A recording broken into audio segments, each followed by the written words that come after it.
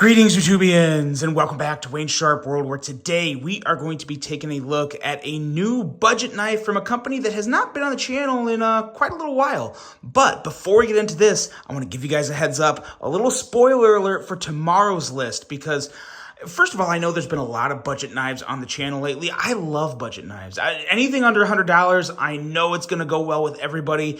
But the biggest thing I hear from people is, it's all from China, it's all from China, we want American made. And so tomorrow, I am bringing you guys my list of the best American-made knives under $100. I'm really excited to bring it to you. Slightly different format, but I think it's going to be something that you're all going to enjoy. I cannot wait to bring that to you. But today, we are sticking to a Chinese budget knife, which is nothing wrong with that, because nowadays, Chinese budget knives are really as good as they get under $100. Fantastic stuff. And today, we are talking about Trevisa.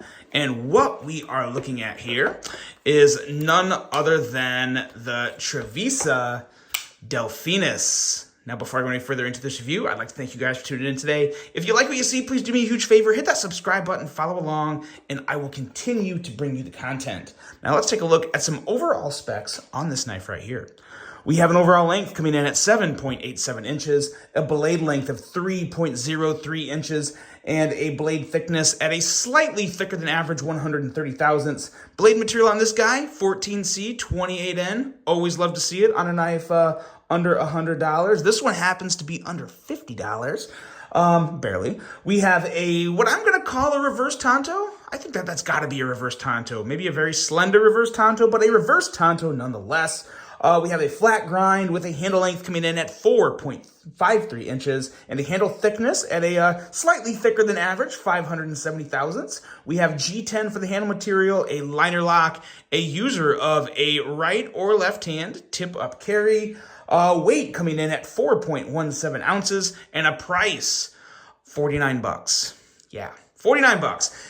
It's hard to argue $49 for a knife like this. Now, I don't think this knife is perfect. There's actually a few things that really kind of have me wanting something different. But at the end of the day, there's still a lot of good things to talk about this knife. We're going to talk about the good and the not so good. But first, let's do some size comparisons and see what we have here and how it stacks up to some other knives you may be familiar with. Starting with a couple of my favorite Kaisers. The Kaiser Damen, this thing does not get enough respect in the community, and I wish Kaiser would make more of them because it's an amazing knife, as well as this one right here, the Kaiser Begleiter Tanto. Two of my favorite liner lock Kaisers, two of my favorite Kaisers in general. And as you can see, lines up pretty well with both of those. A lot of nice, beautiful, pointy blades there.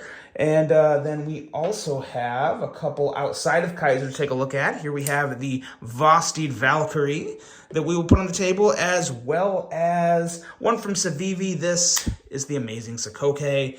And let's see here, as you can see, very similar in length to all the knives today. We're hitting spot on the size comparisons. So that should give you guys everything you need in terms of size for this knife. And now we can talk about just this knife. And there are some things that I do really like about it. And then there's also things I would prefer to change based off kind of where this knife starts. And all knives start with the blade, right? I mean, the blade makes the knife.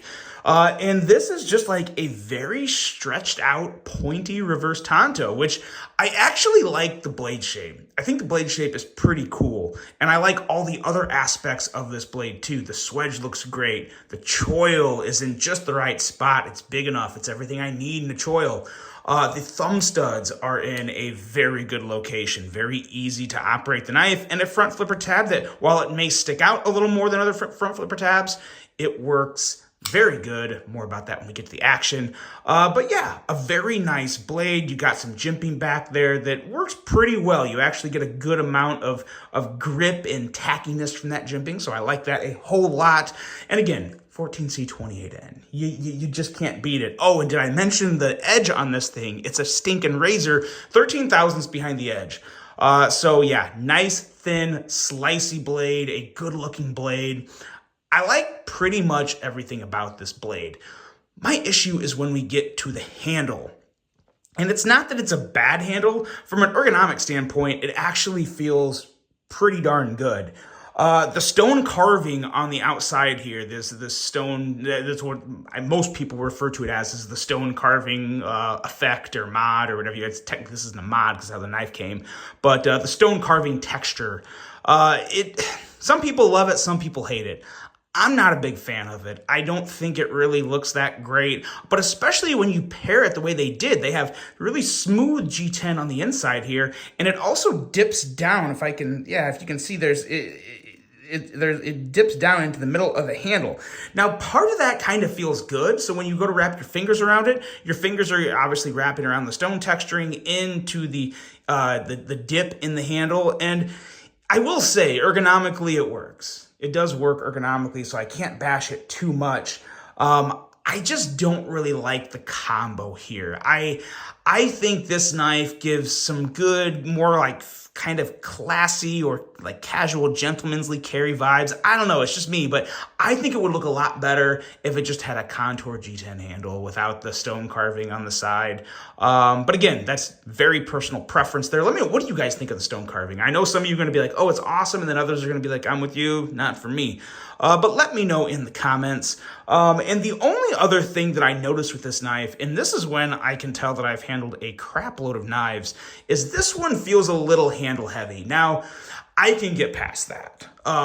If I had to change one thing, I would change the scales to be contoured G10 and keep the weight the exact same, because the weight isn't never really a deal breaker for me unless it's just a brick. But I do notice it a little more than other knives with this one, that it does feel a little heavier in the handle.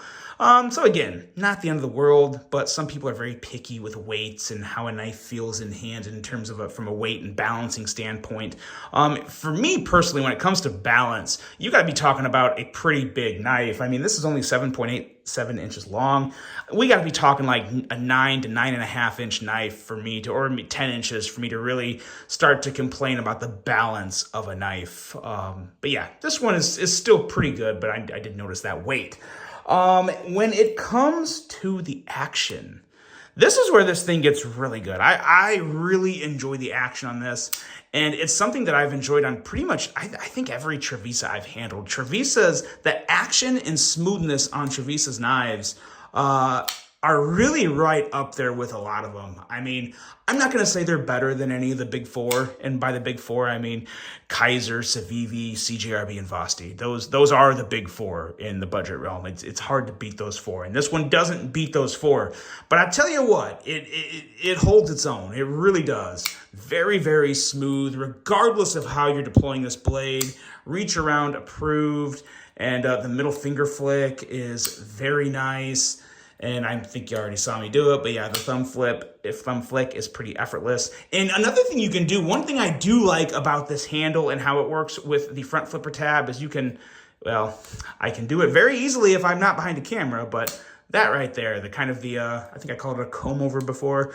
We can call it the comb over, the reach over, whatever we want to call it. But this is fun to do.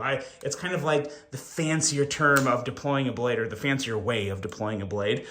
That's funny. I said term, and every time I say a word that doesn't quite make sense, I think of this one comment that someone gave me one day. He was like, dude, you need to have a dictionary with you when you're talking about stuff. Because I do sometimes kind of just pull words out of my butt. But you know what? Sometimes I think we all do that. So give me a break every once in a while. But no, I really do like the action on this knife. It's very, very fidgety, very smooth, and combined with the ergos, that choil, I really do like a lot of things about this knife. So if you like this knife, like if you think it looks good, and obviously I'm assuming everyone's good with the price, $49 for 14C and G10 is always a good thing for me, as long as it comes with the quality, the fit and finish, that smooth action, which this does. And of course you have blade centering that is on point. So Trevisa hits on all the real important things that you look for in a knife. The only thing I have to say about this that isn't really like positive is I feel like it's just not quite like my style of handle. I would really, really like this knife a lot more if there was just a contour G10 handle, or micarta or carbon fiber, like anything, just kind of make it smooth, make it contoured, because the blade is nice and nice fine lines, and it's good looking, but then you get back to the handle and it's just kind of rocky and curvy and all sorts of different things. It's smooth, but it's rocky, and it's just very different. So I don't know how much I'm digging the handle, but overall, the knife is approved by me. I mean, in terms of whether or not it's worth your consideration. If you think this knife looks good, by all means, go for it, because you're going to get a knife with really nice action, with solid, good ergos, and yeah, good materials. So that's that. Let me know what you guys think of this. This was one of those knives that I really enjoyed. Just didn't get me super excited because it just kind of, outside the lines of some of the things that I personally look for in a knife. But I'm interested to hear what you guys think about that. Let me know in the comments. I really hope you guys enjoyed this one. I hope you're all ready for the best USA-made budget knives under $100 tomorrow on Friday. That's coming your way. But until then, I hope you have a great rest of your day. And until the next one, I'm out.